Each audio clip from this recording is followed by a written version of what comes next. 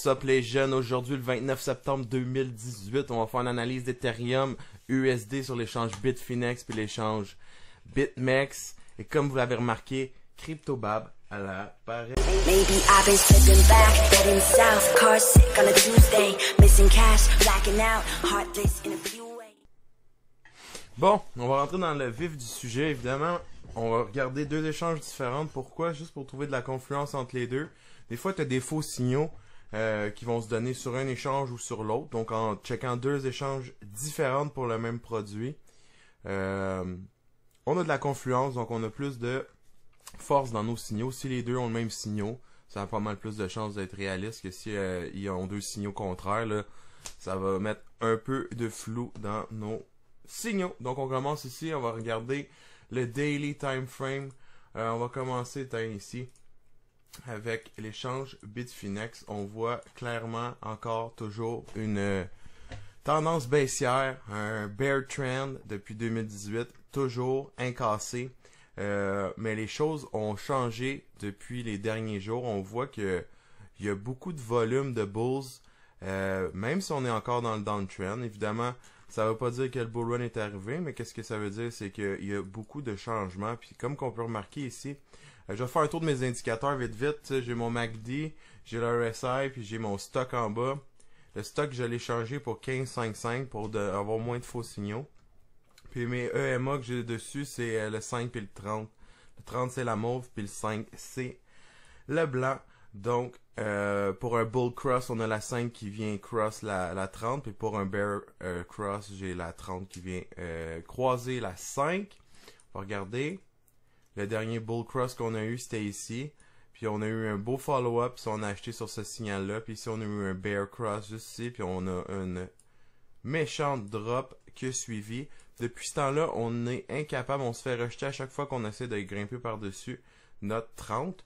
Puis aujourd'hui, on est juste on the verge de pouvoir peut-être aller au-dessus de la 30. Fait que le tour de mes indicateurs est fait. Donc, encore bearish de toutes les bords, tous côtés. Ici, j'ai pas beaucoup de data parce que ça fait pas longtemps que les Ethereum Future Swap Contracts ont été créés sur BitMEX. Fait que on va faire avec ce qu'on a, évidemment.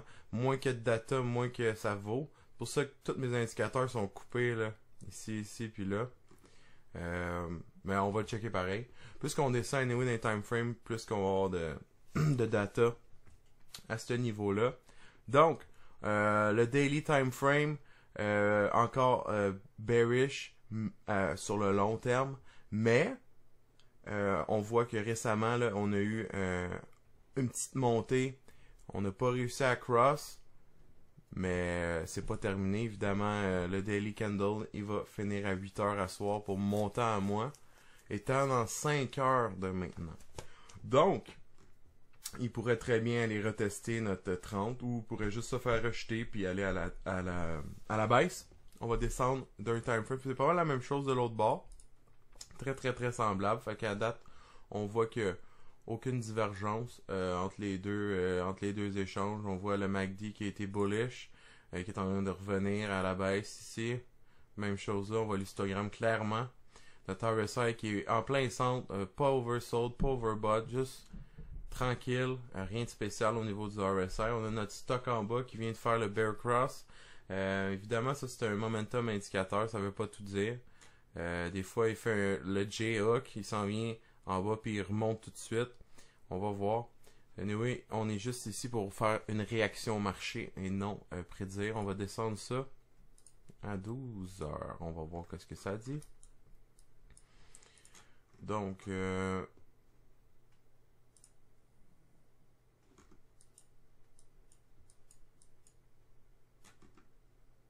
c'est un équilibrium sur le 6 heures. On va voir sur l'autre chart, ça donne la même chose. C'est très semblable. Le haut, faut juste être sûr que le haut dépasse pas l'autre. 2,32,85, 2,33. Fait que c'est pas tout à fait un équilibrium vu qu'il aurait brisé. Même chose ici. Ça veut dire que le wick est plus gros. C'est 2,34, 2,33. C'est pas un équilibrium, ça veut dire. Non, c'est un équilibrium. Ouais. C'est celle-là. Celle-là qui est fuckée. Celle-là, c'est le contraire.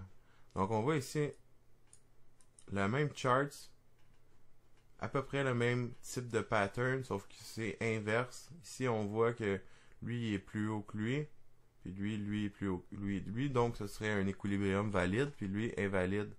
Il serait supposé être brisé à la hausse. On voit aucun follow-up, on n'a pas de volume. Je pense pas qu'on va utiliser ça comme analyse aujourd'hui. On revient, on reset le truc, puis on repart de l'autre bord. On va aller dans le 4 heures voir. Tantôt j'avais un équilibrium sur le 4 heures, clair sur les deux. On va aller voir si ça marche encore. Aucunement. Ça c'est invalide. Invalide. On voit un doji d'indécision de marché. Vraiment la fin de semaine, il n'y a pas de volume. C'est en plus pour moi personnellement, c'est le moment que je peux le trader le plus, puis c'est le moment où il y a le moins de volume, fait que c'est pas super. Mais on voit clairement ici, on a 3 higher low, ici on a 2 higher high, donc un higher high comparativement à lui et lui. Donc un higher high, 2 higher high, low, higher low, higher low. Fait qu'on est en tendance haussière sur le 4 heures à court terme. On vient d'avoir notre bull cross du 5 EMA qui vient de traverser le 30. On a le bull cross sur le stock. On a le bull cross sur le MACD. Donc, sur les 4 heures, on est relativement bullish. Donc, dans la prochaine 4 heures. Ici, on a notre équilibrium sur Bitfinex, mais qui est pas bon sur BitMEX. Mais BitMEX, vu qu'il y a 100% de 100x leverage, on pourrait dire qu'il y a plusieurs wicks qui ne seront pas là nécessairement au niveau de Bitfinex, vu que Bitfinex, il y a un 3.3x de leverage. Donc, il faut prendre ça en compte aussi. Cet équilibrium-là, on va regarder, c'est 234.41 bull break, puis 228.22 bear break. J'ai mentionné ça dans le channel Discord. Si vous l'avez vu, vous êtes au courant depuis un bout, on est dans l'équilibrium. Donc, on va aller dans 1 heure pour terminer ça. Je vais pas aller dans le micro time frame. Justement, vu qu'il n'y a pas beaucoup de volume, là, ça sert quasiment à rien d'essayer de catcher des petits mini day trade, des petits mini swings, des petits scalps. C'est mieux d'y aller pour quelques heures, aller regarder d'un plus haut time frame. C'est pour ça que j'arrête au 1 heure pour aujourd'hui en fait. J'ai pas eu grand mouvement. Ça sert à rien de rester à l'ordi. On voit sur le 1 heure, on voit une bearish divergence. Donc ici on voit sur Bitfinex, c'est ça que je voulais dire tantôt, des signaux contraires. Check sur BitMEX, ici on a des lower high ici. Puis ici sur BitMEX on a des lower high, puis sur Bitfinex on a des higher high. Puis sur le RSI ici on voit clairement higher high, donc on a notre high là, puis notre higher high ici. Puis sur le RSI on regarde, on a un higher low, donc ça ferait une bearish divergence sur le RSI au niveau de Bitfinex. Mais si on regarde juste ici, on a un higher low sur le RSI, puis on a quand même un higher low sur le price action. Fait qu'ici, il n'y a pas de bearish divergence. Ici, c'est juste une continuation normale. Ici, on a une bearish divergence qui a été cachée. On a un higher high sur le price, puis un higher low sur le RSI. Ici, on voit que de l'indécision, il a descendu bear cross, puis il y a tout de suite bull cross à côté. On peut pas suivre vraiment des signaux comme ça. On peut pas agir juste sur une chose. Pour ça que je dis tout le temps que chaque indicateur, c'est des pièces de casse-tête qu'on va mettre ensemble pour se faire une image du prix qu'on a en temps réel, dans le fond. Donc ici, on a notre MACD qui est en train de retracer, qui va revenir recross, bear cross dans pas long. On va regarder juste le 15 minutes pour se donner une idée du momentum. C'est ça, on voit clairement là, on a des higher low, puis des lower high. Ici, on vient de faire un higher high comparativement à lui. Fait que c'est quand même une tendance haussière à court terme du 15 minutes. Sur le 4 heures aussi. sur le 12 heures. Sur le 2 jours. On est au moment critique. Évidemment, il faut toujours se rappeler qu'on est dans le bear trend depuis 2018. Si Bitcoin il s'en va en bas de 5008, attention tout le monde, je vais shorter à fond et ce serait pas le moment d'acheter selon moi. Parce qu'on va aller voir des nouveaux lots si on brise 5800. C'est quasiment garanti qu'on s'en retourne vers le bas. Mais il y a toujours le reversal qui est possible, évidemment. Là, je vais checker ça vite vite. Hop. On va mettre BTC USD. On va checker l'échange Bitfinex. On va checker le weekly time frame, c'est ça. Tant qu'on vient pas faire un higher high ici. Là, on a notre higher low en place ici. Donc, on a un low là. On a un low là, higher low. Puis on a un higher low ici. Là, on a nos higher low, il nous faut un higher high. Si on n'est pas capable de faire un higher high, on retourne à la descente vers le 5008. Puis si on brise 5008, attachez vos trucs. On retourne sur Ethereum qui est notre cobaye pour aujourd'hui. Bitfinex l'échange. Oups, pas Coinbase, le Bitfinex. Bon, il y a quelque chose qui vient de fucker. On recommence. Merci beaucoup. Ethereum, USD, Bitfinex, good. De retour sur notre chart, on va retourner dans le 1 heure. On va terminer ça avec un jeu qu'on pourrait faire. Moi, j'ai entré un petit long sur Ethereum dans les 2,30 et quelques. J'ai mis un stop loss ultra tight.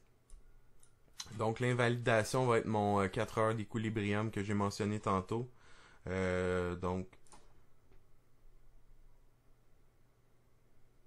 234,41 bull break, 228,22 bear break.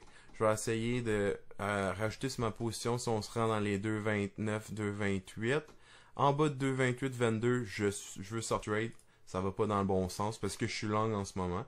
Mais si, mettons, 2,28, 22 break, tu pourrais shorter, puis ça serait quand même pas pire en gardant ton stop loss bien tight, évidemment. Dans des marchés comme ça, c'est impératif d'avoir son stop loss. Je le répéterai jamais assez dans le fond. Stop loss, toujours. Sinon, tu te fais manger. Donc, ça va être pas mal ça pour l'analyse du Ethereum d'aujourd'hui. Donc, je vais vous laisser là-dessus. Venez me voir sur le Discord. Je laisse le lien en bas. On va se faire une communauté de francophones qui vont jaser crypto trading. On va se faire plein de signaux. Puis on va faire du profit ensemble. Venez sur Twitter, subscribez. Puis sur mon channel de YouTube, évidemment, lâchez-moi un like, lâchez-moi un subscribe. Puis là-dessus, je vous dis ciao les jeunes.